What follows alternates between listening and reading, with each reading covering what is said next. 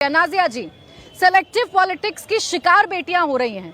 पश्चिम बंगाल का क्राइम नजर आता है, लेकिन पूरे देश में अगर कोई कहीं क्राइम हो जाए तो वो क्राइम सिर्फ एक मामूली क्राइम बनकर रह जाता है।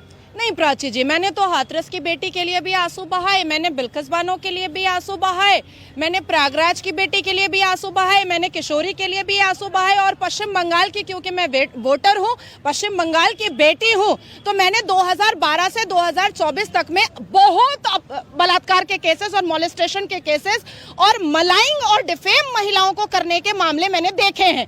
अब आप सोचिए कि परसों रात में पता चला कि मिदनापुर मेडिकल हॉस्पिटल में मुस्तफिजुर रहमान, जो टीएमसी का स्टूडेंट नेता है, वो वहां की मेडिकल स्टूडेंट को आइटम नंबर पर नचवाता है ऑडिटोरियम में, और वो भी चरस, गांजा, कोकीन और शराब पी करके, और धमकी भी देता है कि अगर प्रोटेस्ट करोगे, मुस्तफिजुर रहमान धमकी देता है कि अगर प्रोटेस्ट करोगे तो टीएमसी का पावर समझ लो कि क्या होता है। अच्छा, ये मुस्तफिजुर रहमान का मैटर ये तो परसों से चल रहा है, दीदी ने फांसी दिलवा दिया, ये मैटर तो सीबीआई में नहीं है। अब अरे बीच में मत बोलिए, मैं आपके बीच में बोल रही थी क्या?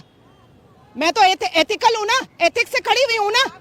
आप डेकोरम मेंटेन नहीं करना जानती हैं क्या? अब आती है बात कि हम उस जजेस के बारे में भी बात करें जो कहते हैं अपने जजमेंट में कि बलात्कारियों का भी फ्यूचर होता है, हमें उस पर भी बात करनी चाहिए, हमें उस पर, क्योंकि कल 75 वर्ष हुआ है सर्वोच्च न्यायपालिका का और आदरणीय प्रधानमंत्री मोदी जी थे। अब देखिए, एनसीआरबी का रिपोर्ट है कि जितने घुसपैठिया बंगाल में आते हैं, बांग्लादेश और रोहिंग्या, उसमें छोटी छोटी बच्चियों की तस्करी भी होती है। काकोली दस्तीदार को 5 फरवरी 2012 का उनका स्टेटमेंट उठाइए और कल का स्टेटमेंट उठाइए, दोनों अश्लीलता, दोनों बच्चियों को मलाइंग करने वाला। तो ये जो ममता सरकार में चल रहा है, और पुलिस को गुंडा बनाने का रोल जो उन्होंने दे दिया है, पुलिस अपनी मनमानी करता है। हम रोज साइबर क्राइम को लेटर भेजते हैं, रोज साइबर क्राइम को ट्विटर में टैग करते हैं कि देखो ये आदमी मेरे को गाली दे रहा है, देखो ये आदमी मेरे को मलाइंग कर रहा है, पर साइबर सेल के जितने भी अफसर हैं, पुलिस ऑफिसर है, वो कान में कड़वा तेल डाल करके बैठे हुए हैं। क्यों?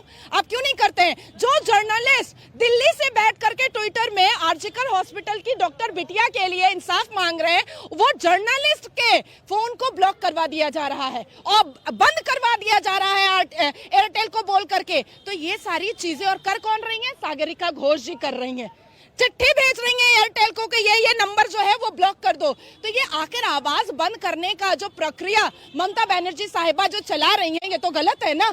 आपके दल में आपने सबसे ज्यादा इस राष्ट्र में महिला सांसद बना करके पार्लियामेंट में भेजा, आज वो लापता लेडीज क्यों हो गई हैं?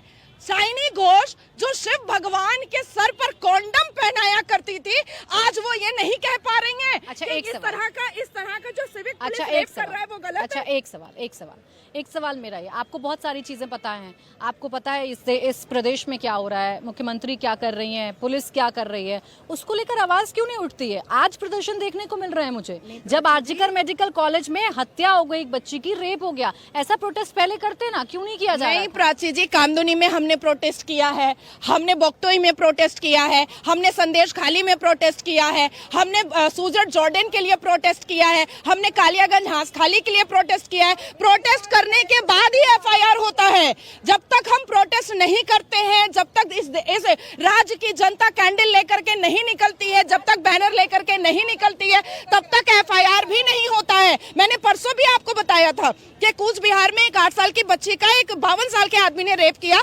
उसका एफआईआर नहीं हो रहा था। जब लोग रोड पर आए तब एफआईआर हुआ।